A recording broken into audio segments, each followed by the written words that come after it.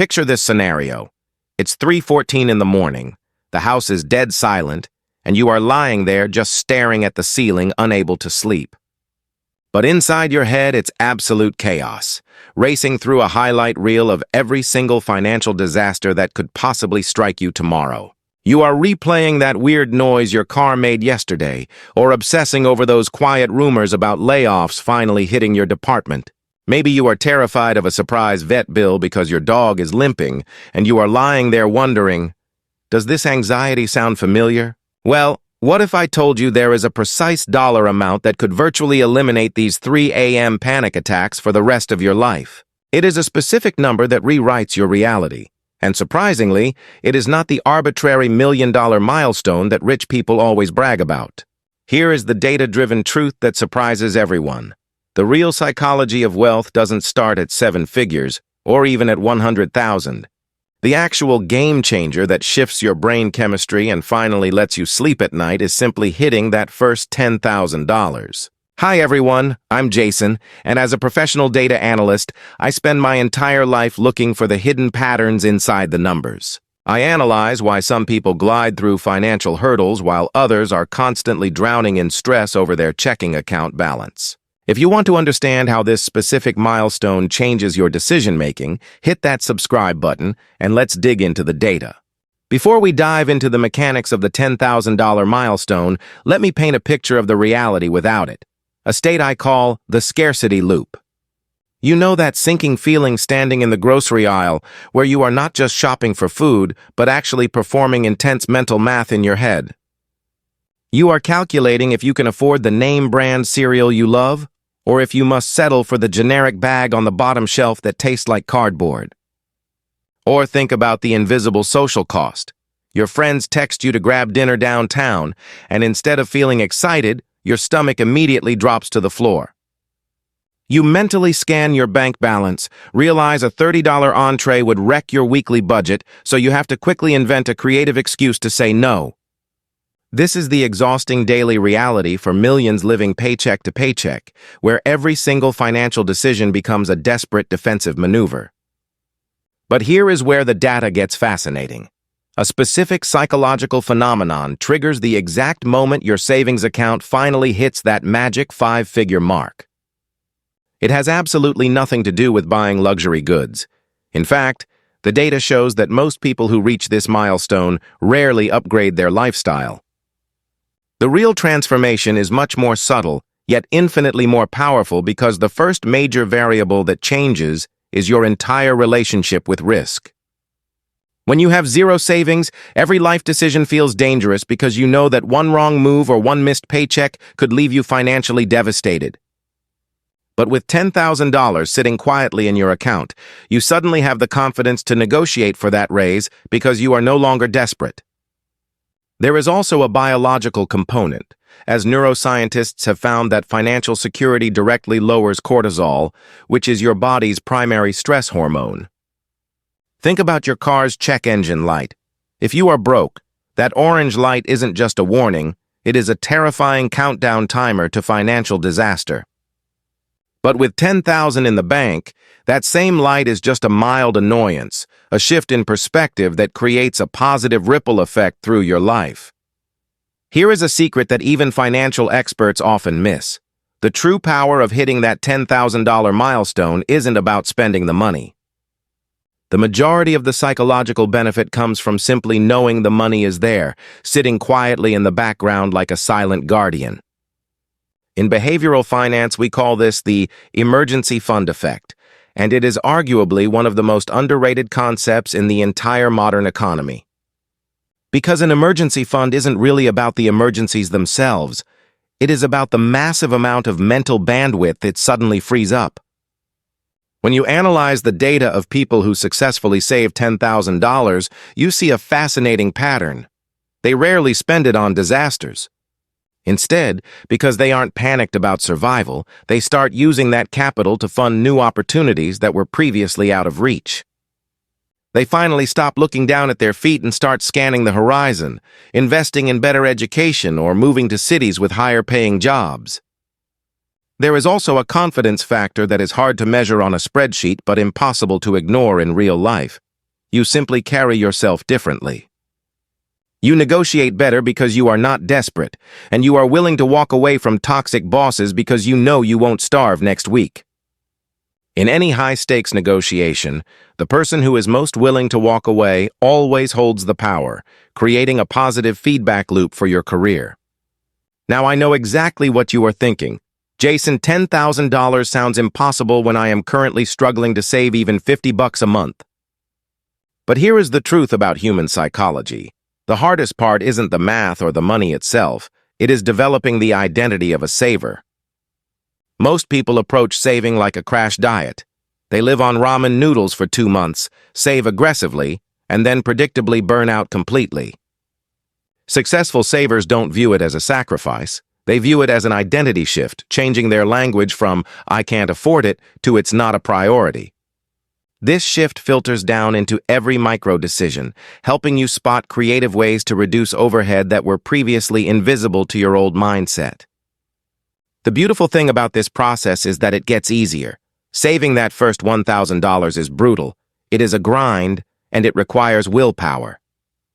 But saving your second $1,000 is noticeably easier because you have built the muscle memory, and by the fifth $1,000 the process feels almost automatic. Beyond the psychological relief, there is a cold, hard mathematical reality that makes $10,000 a particularly powerful financial force. If you analyze the data of typical life disasters, you find a pattern. A major car repair or a medical deductible is usually under $5,000. This means $10,000 isn't just a random number. It is a statistical threshold that makes you effectively immune to 95% of life's problems. Once you cross this specific line, you have built a mathematical shield against the bad luck that keeps most people trapped in the cycle of poverty. But perhaps the most significant change, and my favorite part to analyze, is how you start thinking about the function of money itself. Before you have savings, you view money as a finite resource that strictly subtracts.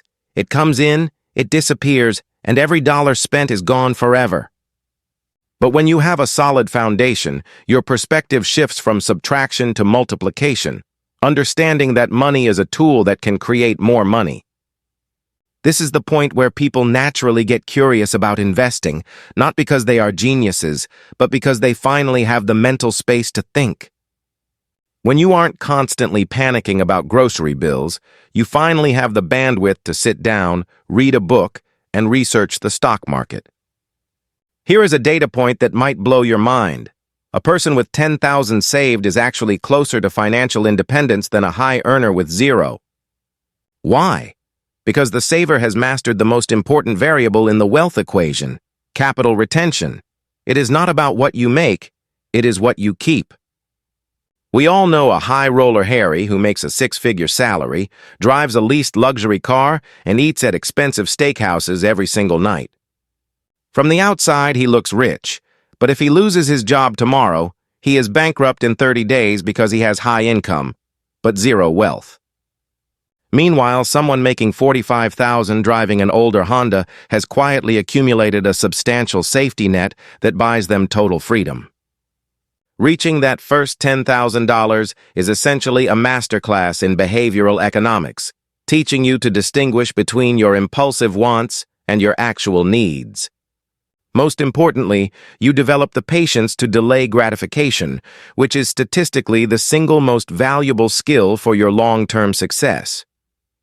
Now let's shift from the abstract mindset to the concrete utility and ask, what does $10,000 actually buy you in the real world? First and foremost, it buys you time. In the high-stakes startup world, we have a specific name for this concept. We call it runway. Statistically, sudden job loss is the single scariest financial scenario for most Americans, instantly triggering a state of pure survival panic. If you are living paycheck to paycheck and get laid off on a Tuesday, by Wednesday morning you are desperate, and the market smells desperation. You are forced to take the first lowball offer that comes along, accepting a toxic boss and a terrible commute just to survive. This is what I call paying the desperation tax, a heavy penalty that keeps you trapped in a career you absolutely hate. But $10,000 gives you roughly 3 to 6 months of breathing room, depending on your personal monthly burn rate. That is 3 months to polish your resume and find the right opportunity, instead of desperately grabbing the next opportunity. That simple ability to be selective and negotiate can literally add hundreds of thousands of dollars to your lifetime earnings. But here is where it gets exciting. Having savings doesn't just protect the downside, it aggressively unlocks the upside of your life. It creates specific investment opportunities that simply do not exist for people who are starting from zero savings. Let's run a quick simulation. Imagine finding a specialized career certification that costs $2,000 upfront, but boosts your salary by $10,000. If you have no savings, that $2,000 barrier might as well be $1 million. It is insurmountable, so you stay stuck. But with your financial foundation, that cost isn't an expense. It is an obvious return on investment that you make without hesitation. You write the check, you take the course, and you permanently elevate your earning potential for the rest of your career. Or perhaps a friend pitches a business idea. Without savings, you are a spectator, but with savings, you have the optionality to participate. Now, please do not dump your entire emergency fund into a risky crypto scheme, but having the power to say yes changes everything. The feeling of having the option is incredibly different from being forced to say no because you simply cannot afford a ticket. The impact extends even further because studies show a direct correlation between your savings account balance and your REM sleep quality. Financial stress is a leading cause of insomnia, which leads to poor health, which inevitably leads to more expensive medical bills. By building that $10,000 wall, you break the vicious cycle, protecting your physical health just as much as your wealth. Let's address one final variable that never shows up on a bank statement but impacts our lives every single day: the social dynamics of money. We rarely admit this out loud, but deep down, we know that financial stress acts as an invisible wall between us and the people we love. When you are broke, you subconsciously withdraw, avoiding social gatherings not because you don't want to go, but because you simply can't split the bill. You might feel a low-level resentment toward friends who seem to have it easier, or find yourself snapping at your partner because your anxiety is so high. But the moment you remove that survival stress, your relationships immediately improve because you finally have the emotional energy to be truly present. You become less irritable, less anxious, and significantly more generous, not just with your money, but more importantly with your patience. Now let's address the elephant in the room. I know $10,000 sounds like an impossible mountain if your current balance is single digits. Here is the good news. You do not need to save it all at once. Trying to save too aggressively is like trying to run a marathon without training. The most successful savers I've analyzed started with ridiculously small amounts, maybe $25 a month, because consistency matters more than intensity. Here is a reality check. The average American spends over $3,000 a year on convenience friction like daily coffees and impulse lunches. If you could optimize just enough to redirect 1/3 of that wasted spending, you would hit your $10,000 goal in less than 3 years. I am not saying you should never enjoy a latte again, but most of us have far more flexibility in our daily budgets than we care to admit. The final takeaway is this. The magic of the first $10,000 isn't the cash, it is the unstoppable momentum that it creates in your life. That first $10,000 is the hardest money you will ever save, an uphill battle against your own habits, but once you cross the line, you evolve. You realize you didn't get lucky, and you didn't inherit it. You built it yourself, proving you are capable of controlling your own destiny. So if you are staring at a scary bank balance, don't panic. Just start small, stay consistent, and remember that you are building a new identity. The person you have to become to save that first $10,000 is infinitely more valuable than the money itself will ever be. Thanks for watching. If this analysis helped clarify things for you, hit that like button to help the algorithm share this truth with others.